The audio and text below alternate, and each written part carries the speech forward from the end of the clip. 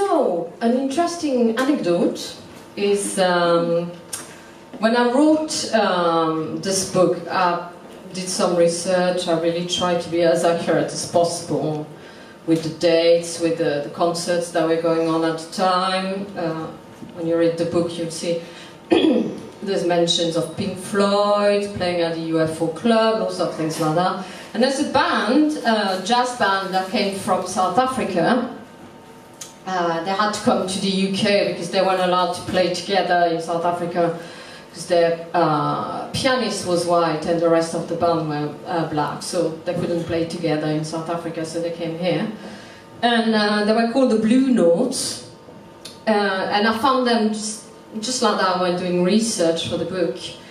And the Blue Notes, I put them in the book, my characters go and watch them.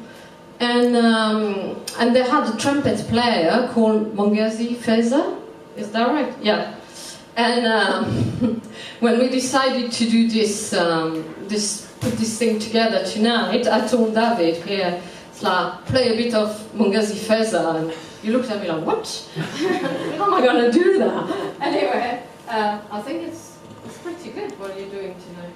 Yeah, it's Mongazi Feza. Oh yeah, you know. And Mongazi Feza, funnily enough, also played with Robert Wyatt.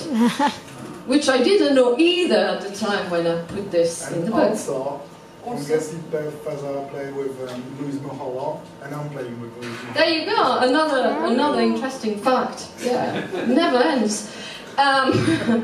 So we're gonna have some more reading now. James, if you wouldn't mind. So this is now the third chapter, and by now the boys have left Hunbay, they're in London. They're getting lost a bit in the nightlife of London of the 60s, but yeah, they've met their destiny, or they're about to. James is going to tell you about that.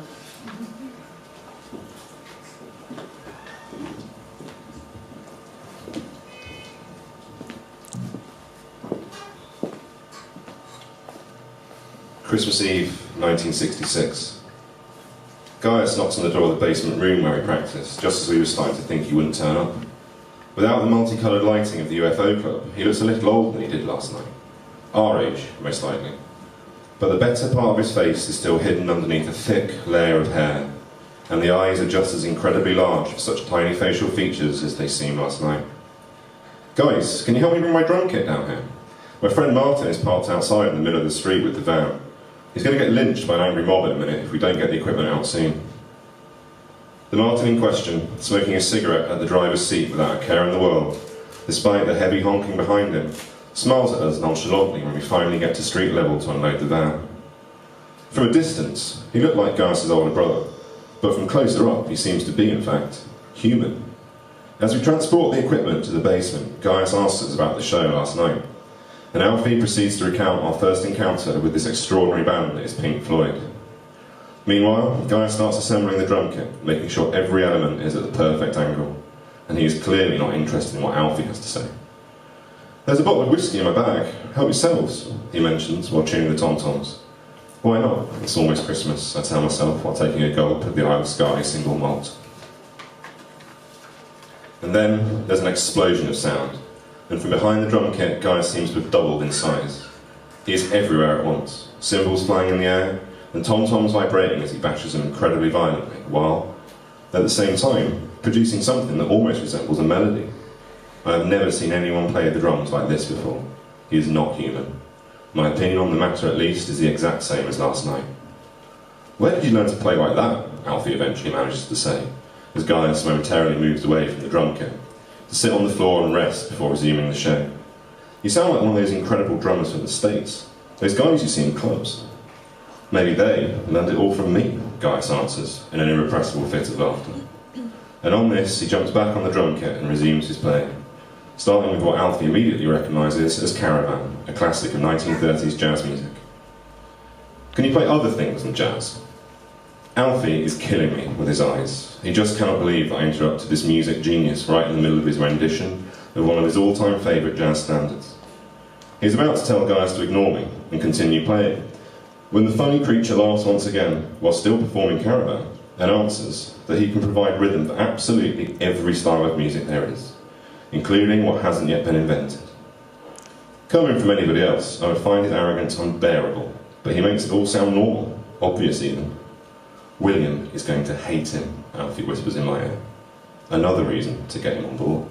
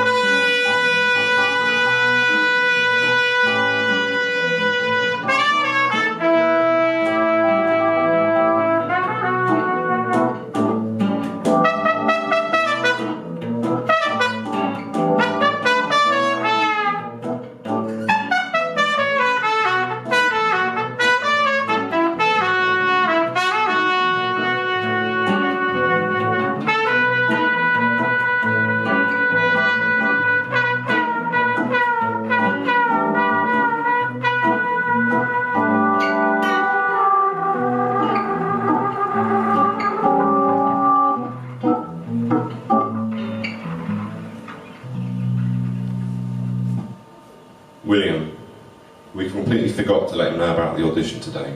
He's going to be furious. I think we've heard more than enough, guys, Alfie continues. Why don't we all jam together and then we can play some of our stuff, and you'll see what you can come up with. What do you say? This clearly seems like a trivial way of auditioning to Gaius, for he sighs heavily and, in a bored-sounding tone of voice, utters, I suppose we can have a go. Alfie jumps on his Hammond organ while gently pushing me towards his guitar I do not want to play right now, and after a difficult, constrained and awkward start, we eventually find our feet together. Gaius and Alfie get into a gypsy jazz rhythm, probably hoping that I'll come up with some Django Reinhardt-inspired lines on the guitar. But I'm not that guy they want me to be. For one, my technique on the guitar does not allow me to invent complex parts from scratch. My reluctance does not go unnoticed, and both Gaius and Alfie are now staring at me, expecting me to come up with something, anything at all really, even if it's not on a par with Django. I'm not certain how it happens, and maybe there was something funny in the whiskey, but suddenly my fingers find the right places on the fret and start moving, without my brain controlling them in any way. The sound that comes out is entirely different from anything I've ever played so far. It is melancholy and groovy at the same time, and it is a sound I've not heard anywhere else before. Alfie looks at me in admiration, something which in the past 6 months that we've known each other has never occurred.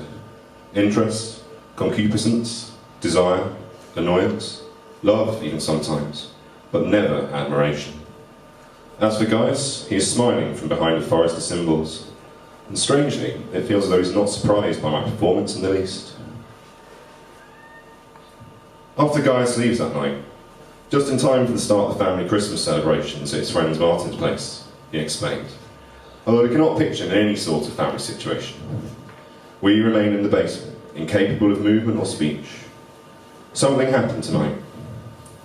Something we cannot comprehend, me least of all.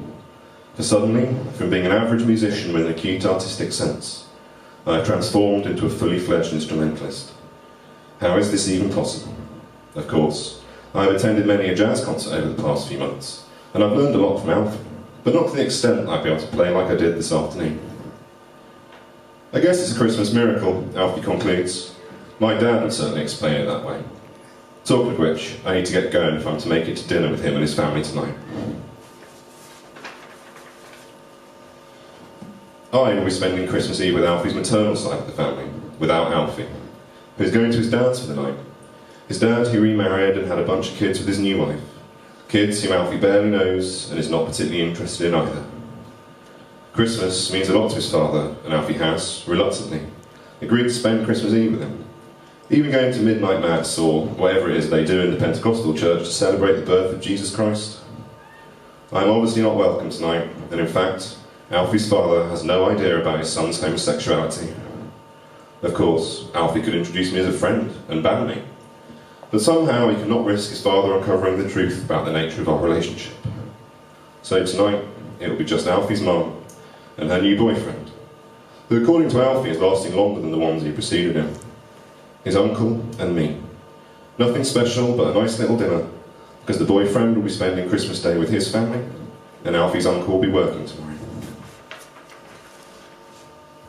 At some point, I will be so drunk that I will feel the need to call my family, and I will stumble downstairs, out on the streets to the closest phone booth, and there I will cry on the phone for an hour to my mum, confessing everything that's been going on since I left Herne Bay, and she will start crying with me. Then eventually my dad will hear her wailing, and he'll come to the phone to ask what's going on, and he will get angry. He will threaten to call the police, and my mum will beg him not to, and it will degenerate into a massive shouting fest. So in the end, I won't call, or I will wait until I'm sober, and I will just cry my heart out in the room I share with Alfie, waiting for him to return from the festivities at his dad's, so we can celebrate Christmas Day together. I might even invite William, as I know he's going insane at his dad's, drinking himself stupid and retreating into the world in his head. This world of classical music success that is by now out of his reach. In short, I hate Christmas.